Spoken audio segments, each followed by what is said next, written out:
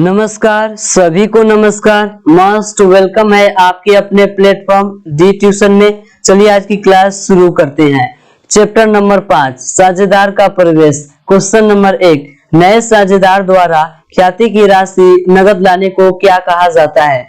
यदि जब कोई नया पार्टनर गुडविल का अमाउंट कैश में लाता है तो उसको क्या बोला जाएगा? ऑप्शन ए बट्टा यानी कि डिस्काउंट, ऑप्शन बी हानि यानी लॉस, ऑप्शन सी प्रीमियम यानी कि अधिमूल्य, ऑप्शन डी लाभ। तो इसका राइट आंसर होगा ऑप्शन सी। उसको क्या कहा जाता है? उसको प्रीमियम कहा जाता है। नेक्स्ट क्वेश्चन है, पी, क्यू और आर तीन साझेदार हैं जो लाभ और हानियों को 4:3:2 के अनुपात में बांटते हैं। यश को 1/10 भाग के लिए प्रवेश दिया जाता है तो नया अनुपात क्या होगा? इसको कैलकुलेट करना है। चलिए इसको सॉल्व करते हैं। क्वेश्चन में दिया गया है पी, क्यू और आर जो है तीन क्या है? ये तीनों जो है पार्टनर हैं और ये अपना रेशियो जो है शेयर करते हैं। तीनों का जो रेशियो है 4:3:2 है। और यश जो है जो कि बिल्कुल न्यू पार्टनर है, इसको एडमिशन देते हैं 1/10 भाग के लिए, यानी कि 1/10 शेयर के लिए क्या देते हैं? यह एडमिशन देते हैं। तो क्वेश्चन कह रहा है कि इन तीनों का न्यू रेशियो क्या होगा? न्यू रेशियो आपको फाइंड आउट करना है यहाँ पे। तो सबसे पहले यहाँ पे आपको P का रेशियो ज्ञात करना होगा। P का, इसको सिंपल से यदि हल करें, यदि ट्रिक के माध्यम से इसको हल कर रहे हैं, ट्रिक के माध्यम से P है तो यहाँ पे P का शेयर जो है टोटल जो है यहाँ पे P जो है पार्टनरशिप है 4 है, तो यहाँ पे 4 लिखेंगे और बाकी सब वो 8 कर दीजिए, यानी कि 4/10 हो जाएगा P का। और Q के लिए भी आपको सेम करना है तो Q के लिए भी इसी तरह हो जाएगा और R के लिए भी आपको PQR के लिए भी इसी तरह हो जाएगा। और यस के लिए 1/10 है तो 1/10 तो हो ही जाएगा। ये जो है आपको ट्रिक की सहायता से बताया जा रहा है। बस अब आपको इसको सिंपल से हल कर देना है। सब में यहाँ पे नीचे में 10 है तो आपको ऊपर में सब में 10 से गुना करने पर, आपको ऊपर में यानी अप में सब में 10 से गुना करेंगे तो बचेगा क्या? 4 बचेगा। 4:3:2:1। तो यह आपको ऑप्शन में ढूंढना है तो ऑप्शन सी जो है इसका राइट आंसर हो जाएगा। नेक्स्ट क्वेश्चन है, नए साझेदारी ठहराव के बाद तैयार किए गए चिट्ठे में संपत्ति और दायित्वों का लेखा किया जाता है।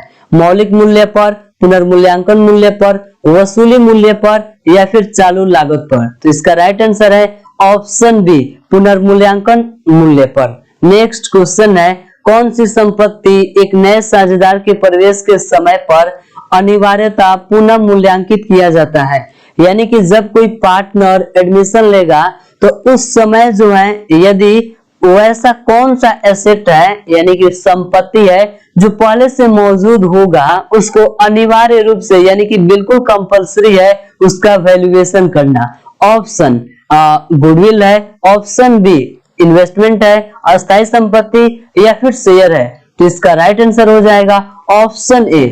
ए और बी 3/1 के अनुपात में लाभ और हानियों को बांटते हैं। सी को 1/4 हिस्से के लिए साझेदारी में प्रवेश दिया गया।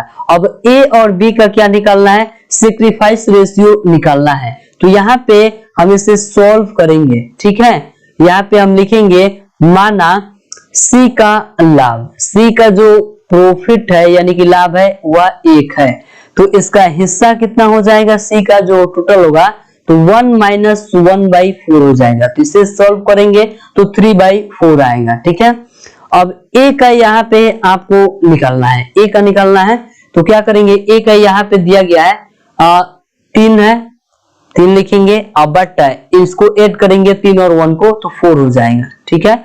और 3/4 और इसको मल्टीप्लाई कर देंगे, जो यहाँ पे सी का जो हिस्सा है इससे क्या कर देंगे? गुना कर देंगे। तो इसको हल करेंगे तो 9/16 आएगा। वैसे ही आपको बी के लिए भी करना है, बी के लिए भी सेम करेंगे तो बी के लिए भी 1/4 हो जाएगा, मल्टीप्लाई करेंगे 3/4 से तो यहाँ पे 3/16 आ जाएगा, ठीक है। अब आपको इसका रेशियो निकालना है तो यहाँ पे हम इसका कर लेते हैं। ए कितना सेक्रीफाइस करेगा और बी कितना सेक्रीफाइस करेगा। तो ए का रेशियो जो आया है 9/16 आया है और बी का जो आया 3/16 है। तो इन दोनों में 16 से गुना करेंगे तो नीचे में जो 16 कट जाएगा, ऊपर में आपका रेशियो बचेगा 9 रेशियो आपका क्या बचेगा 3 बचेगा। 9 रेशियो आपका बचेगा, यहाँ पे आपका 9 रेशियो 3 बचेगा। ठीक है, इसको हल करेंगे, यह 3 से जाएगा 1 बार में और यह 3 से जाएगा 1 बार में, यानी कि 3:1 जो है इसका फाइनल आंसर आया। ऑप्शन बी में है इसका करेक्ट आंसर। नेक्स्ट क्वेश्चन देखते हैं, नए साझेदार का प्रवेश की आवश्यकता किन कारणों से होती है, यानी कि जो न्यू पार्टनर होते हैं उनका एडमिशन का मेन रीजन क्या होता है। ऑप्शन ए, जब व्यवसाय का विस्तार करना हो, यानी कि जो बिजनेस है उसको एक्सपेंड करना हो। बिल्कुल सही बात है, ऑप्शन ए करेक्ट है। ऑप्शन बी, अधिक पूंजी की आवश्यकता हो, बिजनेस में अधिक कैपिटल लाना हो, यानी कि बिजनेस को एक्सपेंड करने के लिए पैसे तो चाहिए, तो उसके लिए भी नए पार्टनर का आगमन किया जाता है, यानी कि भर्ती लिया जाता है नए पार्टनर का।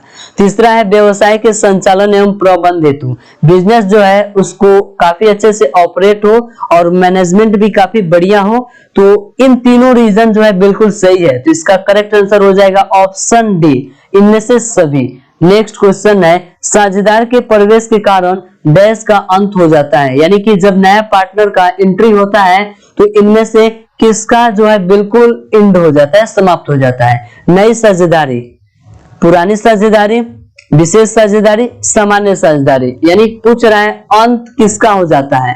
तो इसमें जो होता है अंत जो हो जाता है पुरानी साझेदारी जो है उसका अंत हो जाता है। अजय एवं विजय 3:2 के अनुपात में लाभ का विभाजन करते हैं। वह रवि को 1/4 हिस्सा देकर प्रवेश देते हैं, जिसे वह 2/12 अजय से और 1/12 विजय से क्रय करते हैं। नया लाभ विभाजन अनुपात ज्ञात करना है। तो चलिए इसे सॉल्व करते हैं, इसका क्या आंसर होगा। ठीक है, तो सबसे पहले क्वेश्चंस में जो भी दिया गया है उसे हम लिख लेते हैं। क्वेश्चन में दिया गया है अजय एवं विजय का अनुपात है। ठीक है, यहाँ पे लिख देते हैं, ए से आप समझिएगा अजय और यहाँ पे जो वी से है उसको समझिएगा विजय। तो इसका रेशियो है 3:2, तो इसको जो है इस तरह भी लिख सकते हैं 3/5, 3/5 और 2/5 इसको लिख सकते हैं, यानी कि ऊपर में 3 लिखे हैं और इसको ऐड कर दिया, फिर से ऊपर में 2 लिखे हैं फिर इसको ऐड कर दिया है, तो इस तरह से इसको लिखा गया है। ठीक है, उसके बाद से आपको लिखना और क्या है उसे समझते हैं। तो अजय एवं विजय 3:2 के अनुपात में लाभ का विभाजन करते हो गया। वह रवि को 1/4 हिस्सा देकर प्रवेश देते हैं। ठीक है, तो यहाँ पे लिखेंगे रवि का हिस्सा। रवि का हिस्सा कितना है, रवि जो है कौन है, तो रवि जो है यहाँ पे ब्रैकेट में लिख लेंगे आप, न्यू पार्टनर है। रवि क्या है, न्यू पार्टनर है, तो 1/4 हिस्सा दिया जा रहा है। ठीक है, प्रवेश दिया जा रहा है, जिसे वह 2/12 अजय से प्राप्त कर रहा है। अजय से कितना प्राप्त कर रहा है, 2/12 अजय से ले रहा है। ठीक है, और 1/12 जो हिस्सा है वह किससे ले रहा है, वह विजय से ले रहा है। ठीक है, अब नया लाभ विभाजन अनुपात ज्ञात करना है। ठीक है, तो अजय जो है यहाँ पे अजय जो है अपना कितना हिस्सा त्याग कर रहा है, तो अजय का जो सेक्रीफाइस रेशियो आएगा, टोटल जो है अजय का 3/5 है और वह कितना हिस्सा दे रहा है, 2/12 हिस्सा दे रहा है। तो इसको हम क्या करेंगे, माइनस कर लेंगे, मल्टीप्लीकेशन होगा, 60 आ जाएगा, उसके बाद से 12 आ जाएगा, 36 - 5 यानी 10, इसको माइनस करेंगे आपका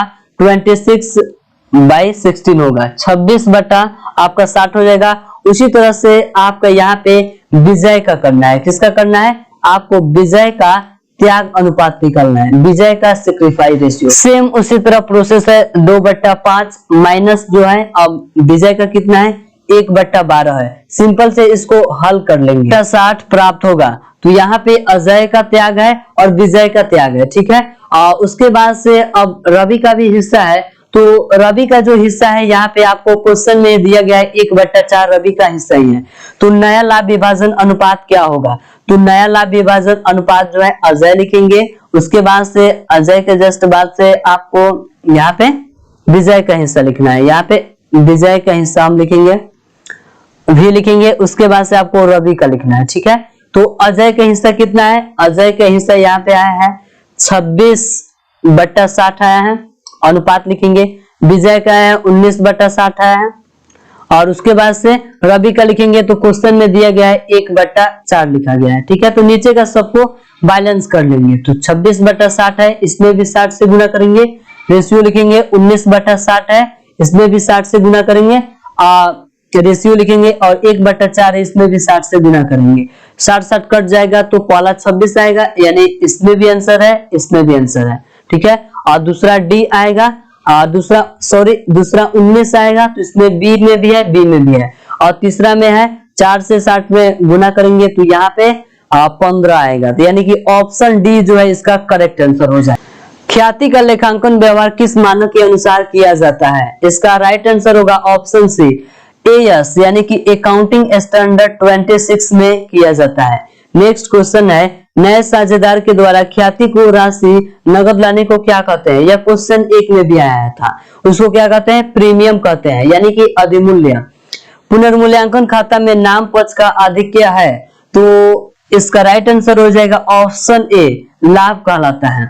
When a new partner bring his shares of goodwill in cash, यानी कि जब नया पार्टनर शेयर्स के रूप में गुडविल जो है ख्याति कैश के रूप में लाएगा, तो it will be shared with older partners, यानी कि पुराने जो साझेदार होंगे उनके बीच में वह किस रेशियो में डिवाइड किया जाएगा?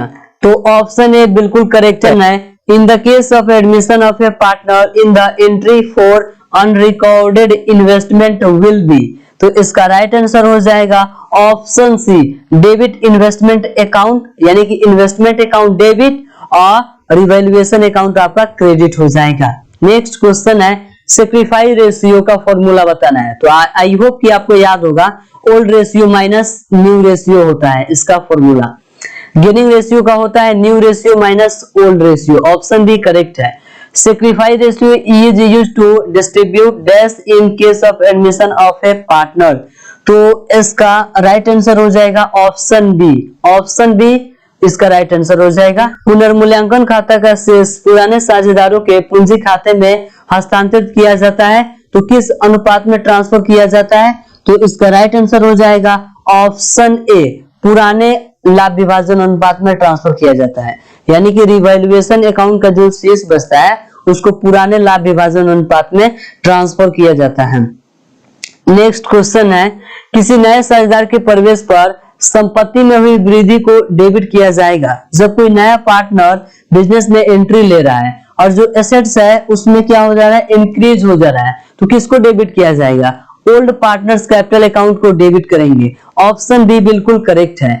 नेक्स्ट क्वेश्चन है, एक फर्म में जेड को लाभ में 1/4 अंश के लिए प्रवेश दिया जाता है, यानी जेड का हिस्सा है 1/4 शेयर, जिसके लिए वह ख्याति के लिए 30,000 लाता है। यह पुराने साझेदार एक्स और वाई द्वारा लिया जाएगा, तो किस अनुपात में लिया जाएगा? तो त्याग अनुपात में लिया जाएगा, सेक्रीफाइस रेशियो में लिया जाएगा। इसको काफी अच्छे से समझते हैं। सपोज कीजिए कि कोई बिजनेस है, ठीक है, यहाँ पे एक बिजनेस दिया गया है और बिजनेस में पार्टनर कौन है? ए पार्टनर है, बी पार्टनर है, ठीक है। ये बिजनेस में कुछ कैपिटल लगा के इन्वेस्ट करके बिजनेस को चला रहे हैं, ठीक है। अब इनको बिजनेस को क्या करना है? बिजनेस को इनको एक्सपेंड करना है, बिजनेस का विस्तार करना है। तो बिजनेस को जब ये एक्सपेंड करेंगे, इसके लिए क्या चाहिए? अधिक मात्रा में कैपिटल की आवश्यकता होगी, पूंजी की आवश्यकता होगी। और ए और बी जो है काफी साल, यानी कि बिजनेस करते हुए इनको 2 साल हो गया, तो बिजनेस का तो नाम होगा ही, यानी कि बिजनेस का नाम भी है, यानी कि बिजनेस का गुडविल है। अब यहाँ पे सी जब नया पार्टनर आएगा, ठीक है, सी जो इसमें एडमिशन लेगा इस बिजनेस में, तो ए और बी तो डायरेक्ट लेंगे नहीं, इसको तो फ्री में एडमिशन करेंगे नहीं, तो सी जो है वह कहेंगे, ए और बी कहेंगे सी से, आपको बिजनेस में हम तभी रखेंगे, ठीक है, और जैसे कि मेरे बिजनेस का नाम है गुडविल है, मेरे बिजनेस का नाम है, तो आप जो है कुछ पैसे लाइए, यानी कि गुडविल का राशि जब सी जो है कैश में लाएगा, ठीक है, कैश में अमाउंट होगा, तो ए और बी जो पार्टनर है, ए बी पार्टनर जो है उसको सेक्रीफाइस रेशियो में इसको मतलब जो सी का जो अमाउंट है गुडविल का उसको बांट लेंगे, क्योंकि यह पहले से जो है बिजनेस में लगाए हुए थे, ठीक है। यहाँ पे नेक्स्ट क्वेश्चन है, यहाँ पे ऑप्शन बी जो है बिल्कुल करेक्ट आंसर हो जाएगा। नेक्स्ट क्वेश्चन है, एक नए साझेदार के प्रवेश के समय सामान्य संचय हस्तांतरित किया जाता है, यानी कि जो जनरल रिजर्व होता है उसको कहां पे ट्रांसफर किया जाता है? ऑप्शन ए पुनर्मूल्यांकन खाते में। बिल्कुल सही आंसर है ऑप्शन ए। नेक्स्ट क्वेश्चन है पी और क्यू 3:1 के अनुपात में लाभ विभाजन करते हुए साझेदार हैं। वे आर को भविष्य के लाभ में 1/4 हिस्सा देकर प्रवेश कराते हैं, तो इसमें नया लाभ विभाजन अनुपात क्या होगा उसे ज्ञात करना है। चलिए इसे सॉल्व करते हैं। तो यहां से हो जाएगा 1 - 1/4, यानी कि 3/4 जो है आर का शेयर है। अब यहाँ में आपको पी का निकालना है। किसका निकालना है? पी का निकालना है। तो पी का यहाँ पे 3 लिखेंगे, उसके बाद से आप इसको ऐड करेंगे 3/4 और इसको फिर से मल्टीप्लाई कर देना है। यहाँ पे जो हिस्सा है सी का, तो इसका हो जाएगा 9/16। वैसे ही आपको क्यू का भी करना है, तो 1/4 मल्टीप्लाई 3/4, तो 3 बटा कितना हो जाएगा? 16 हो जाएगा। ठीक है, और उसके बाद से आपका यहाँ पे जो है सी का जो शेयर है, सी का शेयर जो पहले से दिया गया है, तो पहले का शेयर पी का शेयर 9/16, यानी कि ऑप्शन ए में है। ऑप्शन बी जो है 3/16, ऑप्शन सी दिया गया, यानी इसका राइट आंसर होगा ऑप्शन ए। बिल्कुल करेक्ट आंसर है। संचित लाभ हस्तांतरण किया जाएगा वसूली खाते में, साझेदार के पूंजी खाते में, बैंक खाते में या फिर बचत खाते में, तो इसका राइट आंसर हो जाएगा ऑप्शन डी, साझेदार के पूंजी खाते में। नेक्स्ट क्वेश्चन है नए साझेदार द्वारा ख्याति के लिए लाई गई नगद राशि वर्तमान साझेदार को किस अनुपात में बांटा जाता है? किस अनुपात में? अभी अभी मैंने आपको बताया सेक्रीफाइस रेशियो में उसको बांटा जाता है, तो 23 का राइट आंसर हो जाएगा ऑप्शन सी। चलिए नेक्स्ट क्वेश्चन है त्याग अनुपात ज्ञात किया जाता है, यानी कि सेक्रीफाइस रेशियो को कब कैलकुलेट किया जाता है? तो सेक्रीफाइस रेशियो को कैलकुलेट तब किया जाता है जब साझेदार का प्रवेश होता है, यानी कि जब एडमिशन होगा तब सेक्रीफाइस रेशियो को ज्ञात किया जाता है। नहीं देखना है, जैसे कि कोई बिजनेस है और कोई थर्ड पार्टी इसमें एडमिशन ले रहा है, तो इसका जो अमाउंट होता है उसको सेक्रीफाइस रेशियो में बांटा जाता है। ठीक है, और किसी पार्टनर का डेथ हो जाता है, यानी उसकी मृत्यु हो जाती है, तो उस कंडीशन में गेनिंग रेशियो निकाला जाता है, यानी कि प्रॉफिट लाभ अनुपात ज्ञात किया जाता है। इसे आप याद कर लें, काफी इंपॉर्टेंट क्वेश्चन है। नए साझेदार द्वारा ख्याति की राशि नगद लाने को क्या कहते हैं? यह आज के क्लास का लास्ट क्वेश्चन है। आपको जितने भी क्लास कराए गए हैं सभी क्लास को आपको काफी अच्छे से देखना है और सभी क्लास को काफी अच्छे से तैयारी करना है। जितना आप अधिक अच्छे से तैयारी करेंगे एग्जाम में, आप उतना ही अधिक स्कोर कर पाएंगे। इसका राइट आंसर होगा ऑप्शन सी, प्रीमियम।